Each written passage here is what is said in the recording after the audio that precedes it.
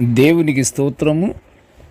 అనుదిన దేవుని వాక్య ధ్యానం అనక ఈరోజు 2025 సంవత్సరము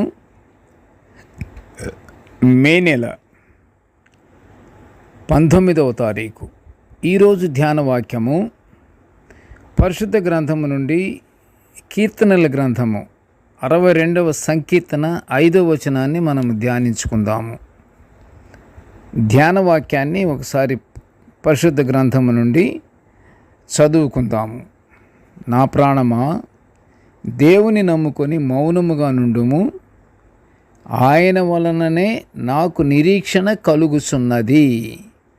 ప్రియ దేవుని బిడ్డలారా, ఈరోజు ధ్యాన వాక్యము కీర్తనకారుడైన దావీదు గారు ఎంత చక్కగా దేవుని యందు పూర్తి విశ్వాసముతో కీర్తిస్తున్నాడంటే, ఆయన యందే నమ్ముకొని మౌనముగా ఉండి నిరీక్షణ కొరకై ఎదురు చూచుతున్నట్లుగా ఉన్నటువంటి వాక్యాన్ని మనము ధ్యానించుకుంటున్నాము. ఎలా నిరీక్షణతో ఉన్నాడు దావీదు గారు? విశ్వాసముతో ఉన్నాడు.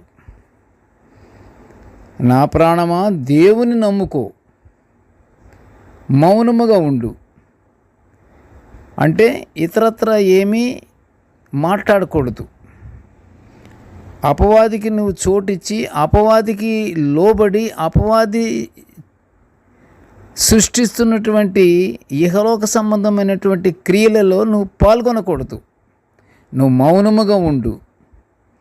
అది దేవుని వల్లనే నిరీక్షణ మనకి కలుగుతుంటుంది అని కీర్తనకారుడు ధ్యానిస్తున్నాడు. దేవుడు మనుషులను ఎక్కువగా ప్రేమిస్తున్నాడు కదా. ఎక్కువగా ప్రేమిస్తున్న సంగతి మనందరికీ తెలిసిన విషయమే.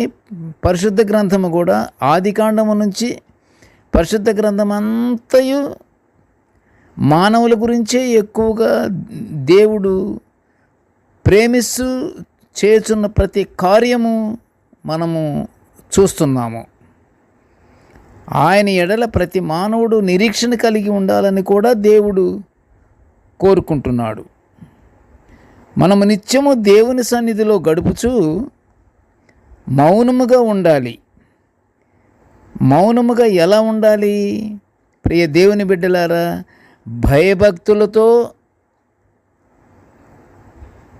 ఆయనతో గడుపుచూ ఆయన యందు విశ్వాసము కలిగి జీవించమని దేవుడు కోరుకుంటున్నాడు.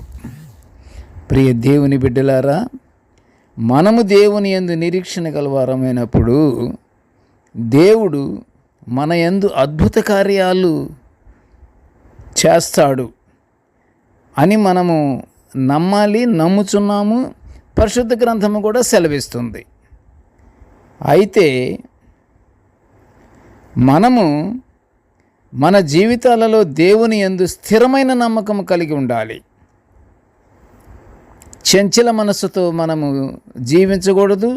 చంచల మనస్సుతో ప్రార్థన కూడా మనం చేయకూడదు. చంచల మనస్సుతో దేవుని వాక్యాన్ని కూడా మనం చదవకూడదు.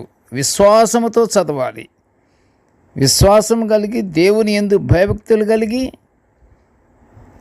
మనము ఆయన్ని ఆశ్రయించాలి. విశ్వాసము చాలా గొప్పది. విశ్వాసం అనేది మనము లోగడే మనము చదువుకున్నాము.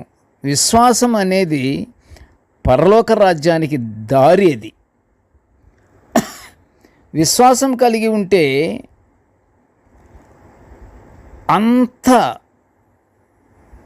మనము మన జీవిత మనుగడ అంతా కూడా మనకి దేవుని యందు భయభక్తులు కలిగినటువంటి జీవితాన్ని మనకు అనుగ్రహిస్తుంది. విశ్వాసం అనేది ఉంటే దేవుడు అనుగ్రహిస్తాడు. అయితే మనకి స్థిరమైన నమ్మకం మాత్రం మనం తప్పకుండా మనం కలిగి ఉండాలి. మన జీవితాలను దేవునికి సమర్పించుకోవాలి. నిరీక్షణ గలవారముగా ఉండాలి. కీర్తనకారుడు కూడా దేవుని యందు విశ్వాసమును స్థిరపరచుకొని ఈరోజు ధ్యానవాక్యములోని ఆయన గానము దేవుని నమ్ముకొని ఆయన యందు నిరీక్షణ కలిగి ఉన్నాను అని, ఆ నిరీక్షణ దేవుని వల్లనే కలుగుచున్నదని కీర్తనకారుడు దీనంగా చెప్తున్నాడు. ప్రియ దేవుని బిడ్డలారా, కీర్తనకారుడు తన జీవితం అంతయు దేవుని యందే నమ్మకం ఉంచాడు, దేవుణ్ణి ఆశ్రయించాడు. దేవుడే ఆయనకు దుర్గము, దేవుడే ఆయనకు కోట. అంత విశ్వాసముతో రాజయ్యుండి కూడా ఇవేమీ ఆయన నమ్మలేదు. వీటిని దేవుని యందే ఆయన నమ్మకము, దేవుని యందే ఆయన విశ్వాసము. పరిశుద్ధ గ్రంథము కూడా ఇదే సెలవిస్తుంది. ధైర్యము తెచ్చుకొని నీ హృదయమును నిబ్బరముగా ఉంచుకో, యెహోవా కొరకు కనిపెట్టుకొని ఉండాలి అని కీర్తనకారుడు కీర్తనల గ్రంథము 27వ సంకీర్తన 14వ వచనములో ఆయన గానం చేస్తున్నాడు. కాబట్టి ప్రియ దేవుని బిడ్డలారా, మనము దేవుని వాక్యాన్ని ఆయన ఎదుట మోకరిల్లి ఆయన శక్తివంతమైన మార్గంలోకి మనలను నడిపించమని మనము ప్రార్థనలో దేవునికి విజ్ఞాపన చేసి పరలోకాశీర్వాదాలు పొందుకుందాము. ప్రార్థన చేసుకుందాము. కృపగల తండ్రి, జీవముగల నాయనా, నీకు స్తోత్రాలు తండ్రి. అయ్యా, నీ దివ్యమైనటువంటి వాక్యాలను, శక్తివంతమైనటువంటి వాక్యాలను, సత్యవాక్యాలను మేము నిత్యము ఇలా ధ్యానించుకునే ఈ గొప్ప భాగ్యాన్ని మాకు అనుగ్రహించినందుకు మొదటగా నీకు స్తోత్రములు స్తోత్రములు స్తోత్రములు తండ్రి. కృపగల నాయన, నేటి ధ్యాన వాక్యమును వినుచున్న ప్రతి బిడ్డను ఆశీర్వదించయ్యా తండ్రి. నీ యందు మేము నమ్మకం ఉంచుకొని మేము మౌనముగా నుండి నీ యందు మేము నిరీక్షణ గలవారముగా జీవించే భాగ్యాన్ని మాకు అనుగ్రహించమని ఈ మనవులన్నీ యేసయ్య పుణ్యనామమున వినయముగా వేడుకొనుచుంటున్నాము తండ్రి. ఆమెన్. దేవుడు మనలందరినీ బహుగా దీవించుగాక. ఆమెన్.